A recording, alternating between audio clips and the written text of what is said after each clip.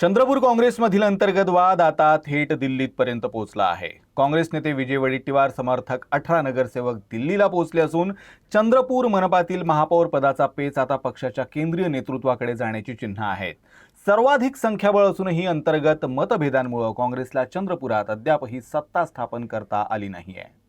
चंद्रपूर मनपातील सत्ता स्थापनेचा पेच सुटत नाहीये।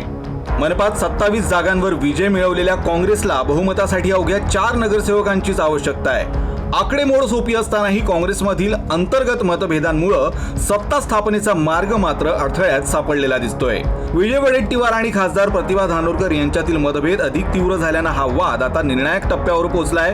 हा पेच सोडवण्यासाठी काँग्रेस प्रदेशाध्यक्ष हर्षवर्धन सपकाळ यांनी देखील मध्यस्थी करण्याचा प्रयत्न केला होता, मात्र त्यालाही यश आलं नाही।